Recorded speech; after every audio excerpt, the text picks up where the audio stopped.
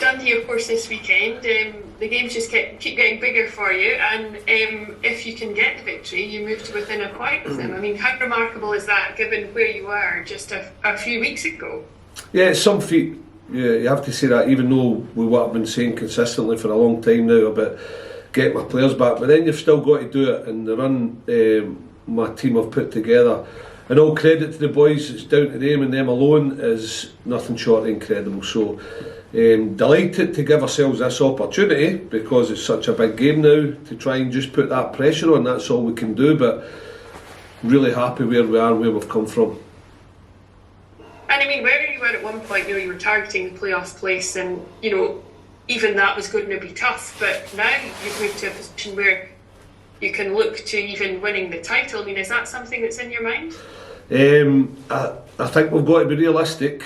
Yeah, we're hopeful, but I think realistically we've got to make sure that we're just in the playoffs still. That we've still got 2 hard games to go, 2 big ones, 2 teams up there vying, one for the title and one for the playoff spot, and it's 2 real toughies. So we've just got to make sure we take the right amount of points out of them to make sure we're in the playoffs. I think that's the mindset.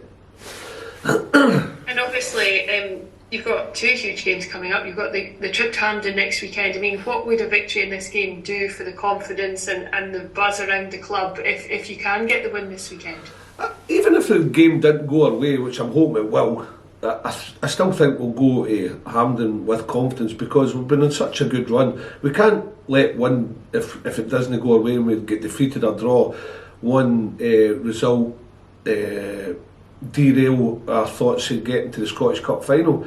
So we'll go with confidence no matter what. But yeah, you're right, if we win it, then we're going to Hampden with an unbelievable run behind us, momentum, but you've still got to do the job there. I'm just wary of making sure that we're keeping that focus and keeping that positivity and mindset to go and get the job done, because there's still 3 really difficult games to go.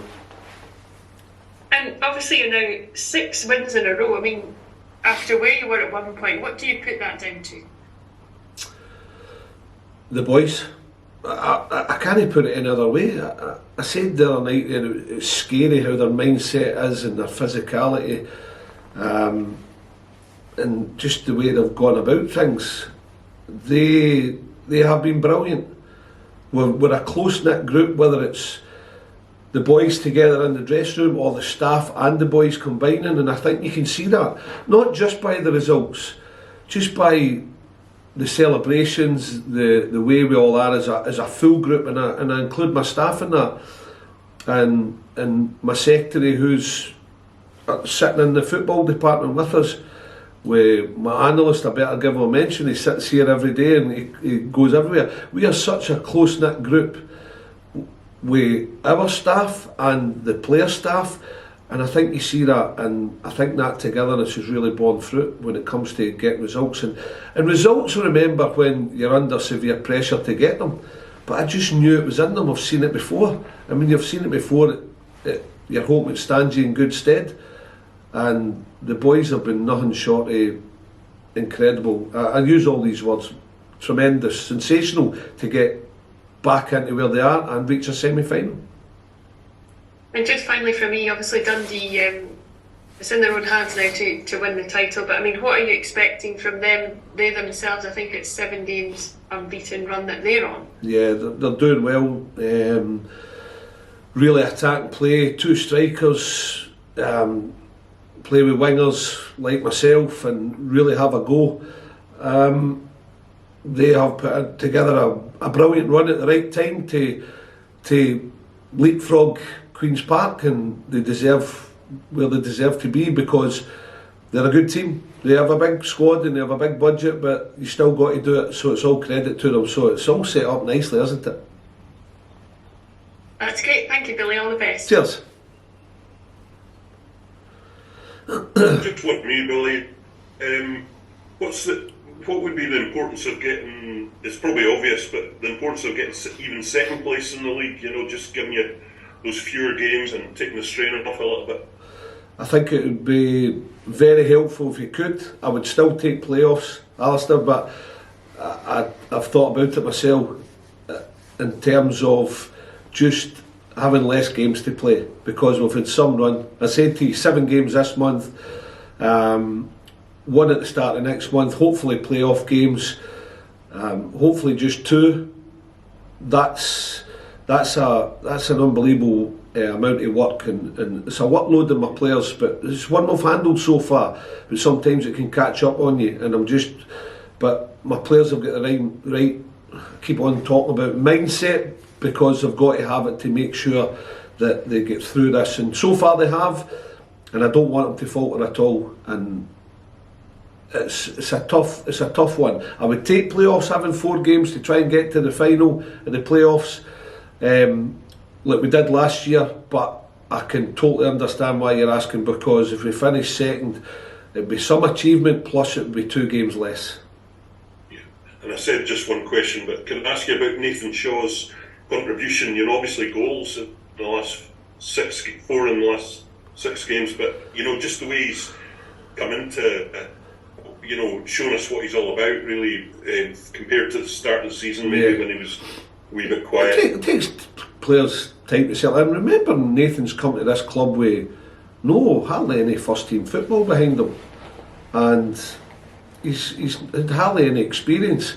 And then he's got to come, and he's such a lovely lad, quiet, unassuming, and it was taking him a while to come out of his shell, and that takes him time to fit in. And then when he plays, he's got to get confidence on top of that, and then it's all come together. And it's not just the technical side. When you see wonderful, he's getting that aggressive nature which he has to add to his game, and the distances he's doing is scary. I mean, he did nearly 12.5k in that game the other night. That's after Cove. I was like, when I looked at the numbers in the last... What's the average for a player in a game? I think between 10 and 11. Right, I see. If they get that, they're doing quite well. But that's Cove as well, where he was over 11 as well, and that's only 3 days earlier. So, but all the boys have been working hard. You should see the numbers they're hitting. That's just, Nathan stood out because I thought, right, he's given us an unbelievable technical display again. He did brilliant for the winning goal, as did Welshie, and he's always high in numbers as well. And then obviously Billy's finish, but it jumped out at me when I saw it, because I know there's a technical side, but I just had a laugh with him this morning and said, you're a machine as well. So people look at him and think, see all this technical side, but he's working ever so hard for the team. But I think when I saw the numbers, they're up anyway, because of all the boys are, because they know what's at stake, and it's great the workload that I'll get from them. I always get that workload. Yeah, they're up a bit, but I always get that. But it's just everything coming together now, because you're talking about the numbers the boys are doing, plus the technical side. Good stuff. Cheers, Alistair. So how much of that, Billy, is down to just knowing what's at stake at this time, and that extra, as a motivation or excitement, knowing that you can go and achieve something? It's human nature, Andrew. Yeah, people will say, wow, they should have been working that hard earlier, but they still were working hard. It's just that little edge that gets the numbers up, and probably drives them forward. And you could see with the celebrations the other night, you could see what the goal meant, and everybody, to a man and woman, knew, and supporter knew what it meant to us, to put us into third from where we've been.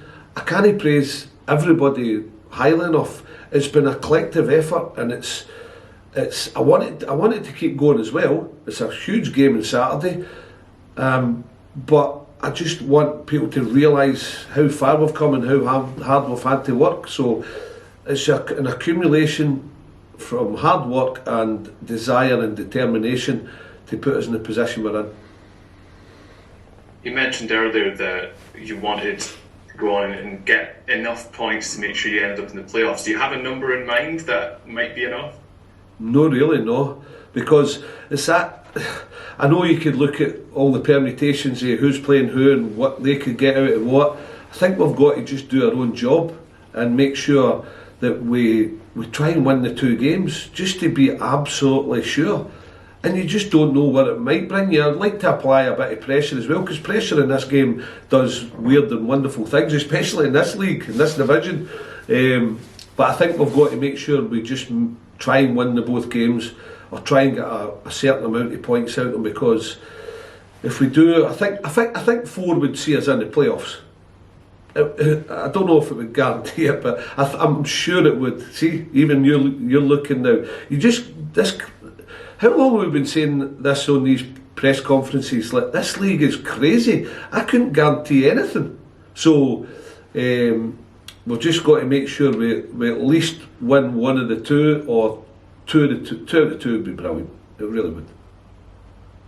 I want to check on team news as well. Well, I don't think there's any more issues coming out of Tuesday night, were there? Just tired bodies, little niggles, but we're managing it, and that's what we've done as a staff. We've taken them right off their feet, not just for the day off. No, the next day it's just getting the legs going again. The boys who have played, they'll get a gym and a pool session, and then get a wee bit of training tomorrow. All you're doing is managing it. You're no coaching at this stage of the season. The games are coming thick and fast, and you're managing your players. The other boys who might not have played will get a little bit of work, but it's just short, sharp work, enjoyable to keep them going. Because they might be needed. You saw, freshened up the other night, so they have to keep up to speed. Perfect. That's all for me. Thanks. Cheers, son. Amid this kind of great run, Billy, as well, it's 4 home wins in a row, and the chairman came out yesterday asking for the fans to really come on this kind of final part of the journey and get right behind the team. You know, the fans, even though they were small in numbers down at Hamilton, you could certainly hear them, couldn't you? So it's a united effort. Absolutely, we heard them, and I don't think they still realise how much they mean, and get the players maybe that edge to get them over the line. Like last year, I want them to join in, because you could see the numbers grow as the season went on last year. It's the exact same. We've got to get ourselves in a good position. We've got a great run behind us, and if they turn up in the numbers, they'll help us. They'll help us maybe even get that final yard to get over that line. Whether it's to get in the playoffs, whether it's hopefully to reach the cup final, it would be brilliant. And I've watched back the winning goal a few times now. It was coming from so defensively deep to score that winning goal, 88 minutes. It says a lot about the fitness of the team as well. Yeah, we've had a few like that. We had one here, was it the Partick game, where was it a Broth, where we nicked it in our own box and 1-2. Sean Wells joined in, Jay Henderson, then Nathan Scoren. I think it was a Broth, and then that was similar. Yeah, I can understand again why you're looking at it, because I did. And then, I mean, it was incredible. At 88 minutes, an overhit cross from then Carson puts up the line to Nathan. He could have taken the easy option, by taking a touch and laying it to maybe hook it round the corner, but he just dropped his shoulder.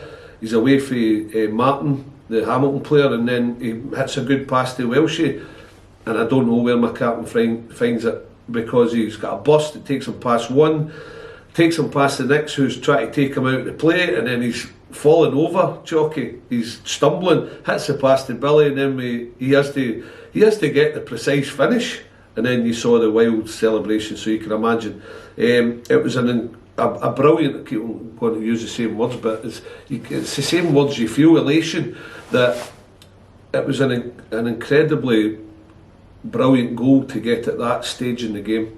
It really was, and we enjoyed it, but we're back down to earth, and we've got to make sure with Dundee bringing a big crowd, this is a massive game for us.